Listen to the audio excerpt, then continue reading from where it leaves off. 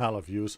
Well, yesterday news was abound on the internet that Gran Turismo 7 would be coming for PlayStation 4.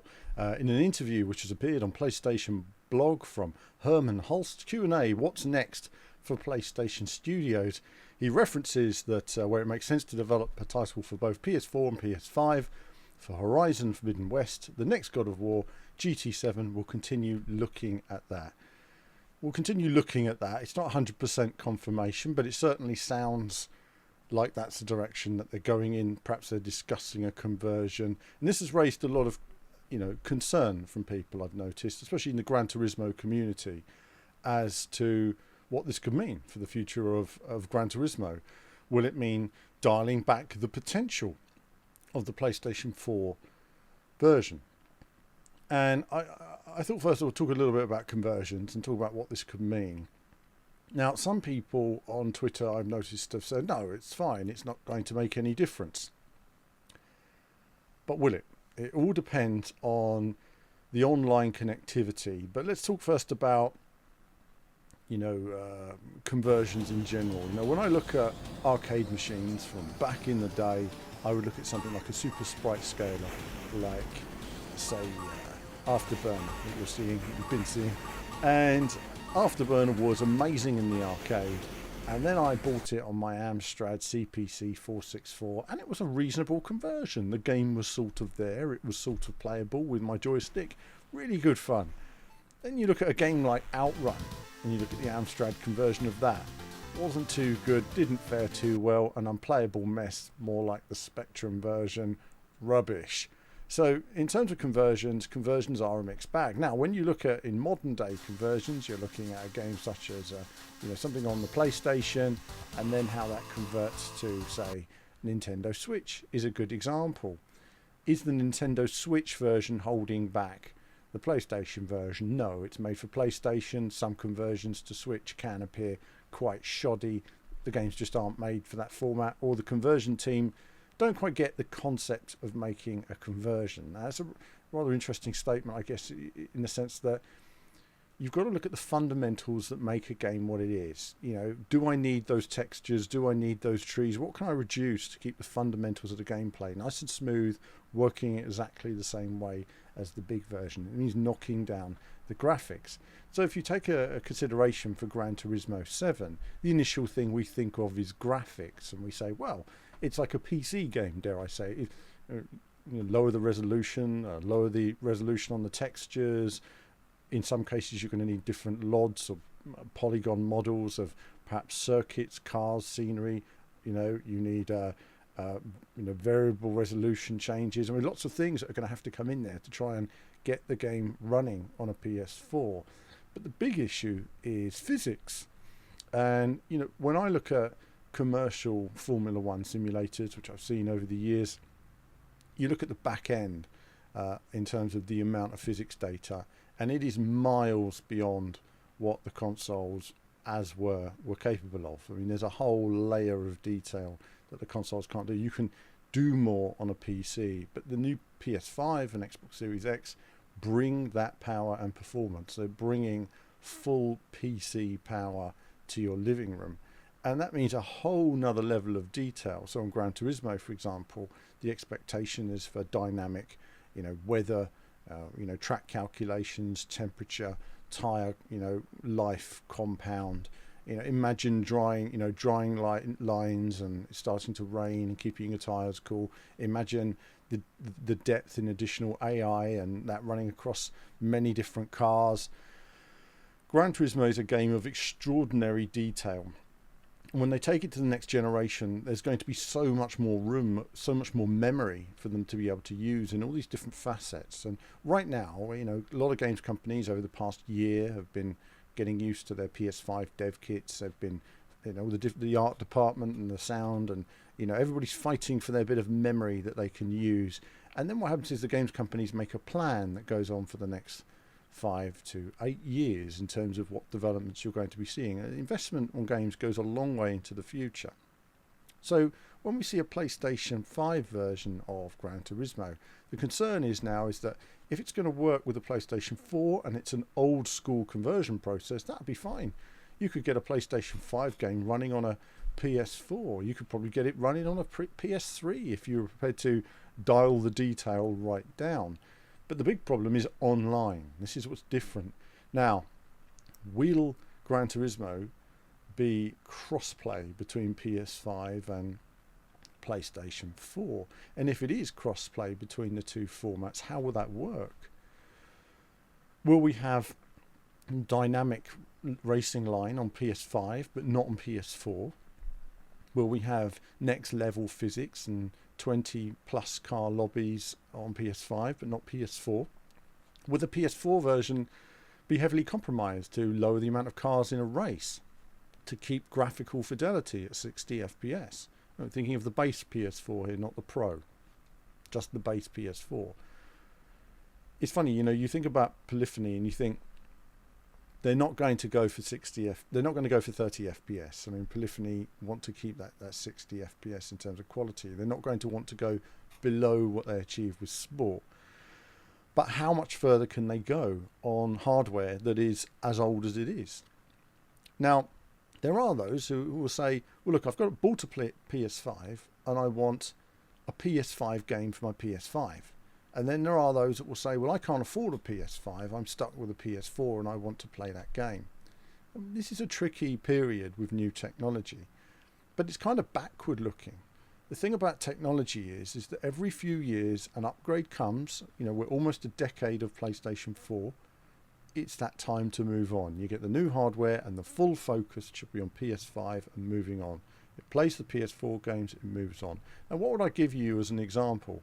VHS recorders. Sounds a bit of an odd example, but VHS recorders were for 15 plus years, 15 to 20 years, the default. Everybody had one in their home. And then in a period between, I would say, 99 and 2002, everything changed. We all moved from VHS to DVD pretty quickly. It was a really quick change. But people recognise, that things change. You move from vinyl to CD to digital music. It's the evolution of times. If we all just said, no, we're not going to move forward to DVD, we're going to keep doing VHS because so many people have got VHS and we're going to stick with it. That's just not the thought process that drove forward technology. It's just one of those things. Now, I do think there's a transitional process, and that transitional process is now. The PlayStation 5 was released in 2020. 2021 is a transitional year. By the end of 2022, the PlayStation 4 will be old news. The system will be getting on a decade old, or will be a decade old, in 2023. The only problem is, if you've released Gran Turismo 7 for PlayStation 4 and 5 in 2022, you're releasing it for an old, literally an out-of-date system. And that will hold back. You won't see a PlayStation 5 version of Gran Turismo till when? 2028 at the earliest. Years of this new technology. So the technology will be old before we even see a new game that fully maximizes it. So that's where you get unhappiness with the fans, and also the lack of communication. I think there has been a long period of silence in terms of what's coming next. There's a lot of excitement for the next generation of games. There's a lot of excitement for the potential. We look at the new steering wheels from Fanatic, Thrustmaster. There's good stuff happening in terms of, and there's great racing games on the way. I have no doubt the next gen's going to really kick off more and more. But you look towards the first party games that move things forward. You look at the focus in successful generations, whether it's the PlayStation 1 or the PlayStation 2 in particular, or the PlayStation 4. When you look at Drive Club at launch in terms of racing genre, it's the exclusives that maximize the hardware that have helped push that hardware out there. And we're in this strange transitional place that somehow we can keep the 110 million PlayStation units going. You will. They will go on for years. There'll be a market for them. But the focus should be on the new technology that's not even going to be new by the time it comes into focus. It's quite strange already. The PlayStation 5 is a year old later this year, in just a few months' time. And I still haven't managed to get my hands on one. And it's a year old. It's old tech already in that sense. And yet there's no games, there's no real dedicated support. I mean, they reference here Returnal and Ratchet that are exclusive to Ratchet and Clank that are exclusive to PS5, which is great. I would love to play Returnal one day, but they're not AAA, system sellers on their own. When you look at the comparison of God of War and Gran Turismo 7, which are a whole different level. I mean, Gran Turismo in itself, that's a huge product.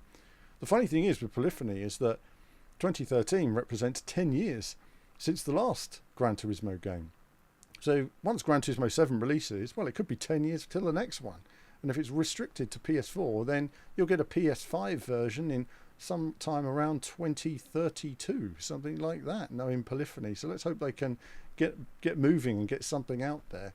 But either way, it'd be nice to see something for technology now. So I understand the well-founded concerns from the community. I hope that Sony can demonstrate and Polyphony can demonstrate that the PS5 version won't be restrained in some way. What do I think then, to finish off, I guess, on this situation? I think it will look amazing. I'm thinking about a PC running on ultra high settings and low settings. I'm thinking that's how it's going to be in terms of graphics in the comparison between the PS4 and the PS5 version. A lot's going to go. I think my concern is the same as everybody else's. What else is going to be restricted in terms of physics, in terms of environment, tires, AI, size of field? Could we do 20, 30 car fields on the PS5 that we can't do on the PS4? And also then you have VR.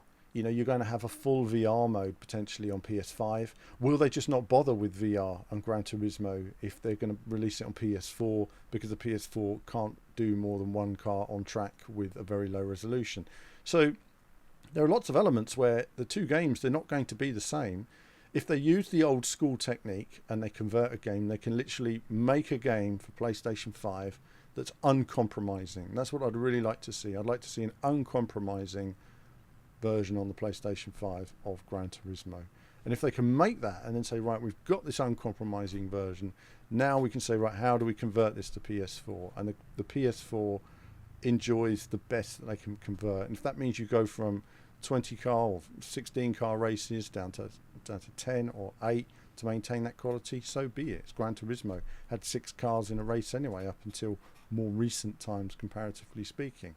So certainly it's food for thought. It's interesting the way this has come out. It's caused a lot of frustration with people who've invested in a PlayStation 5 and don't feel like they're getting the full support from the publishers in that way and maximising their hardware. And it does seem like the transition to PS5 and Xbox Series X is being drawn out for some reason, rather than simply cutting away the old tech and moving on. It's a lot slower, and perhaps that's down to investment. Perhaps developers are saying, the build up to PlayStation 5 is going to take a bit longer. We need a few more years of using our PS4 graphics engine that cost us X million pound to develop. Who knows? There could be those elements behind the scenes. But either way, I can understand it from a development perspective and from a consumer perspective. And it's the consumer perspective that matters. You're buying a console, you're expecting the games that run on it.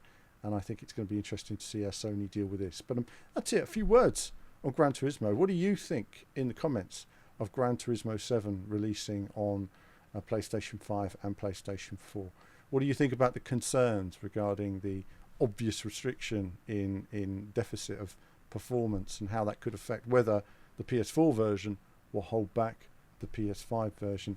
Because there are some things on the PS4 that are just not possible physics-wise. It just can't handle it. There's not the memory there. What do you think of it? How do you think Sony should handle it in terms of the transition moving forward? But that's it. A few words from me. Do like and subscribe. It supports what I do. And that's it from me for now. Lots of racing content coming up on the channel in the next few weeks. As ever, E3 action. But as ever, there'll be more from me very soon. Hello viewers, well thanks for watching the video today. Do like and subscribe, it supports what we do. Do become a YouTube member. YouTube Patreon supports all of our content you see on the channel, and of course lots of gaming from retro to modern games. I love it all in terms of racing action. So click on one of the 2 videos just there to find out more.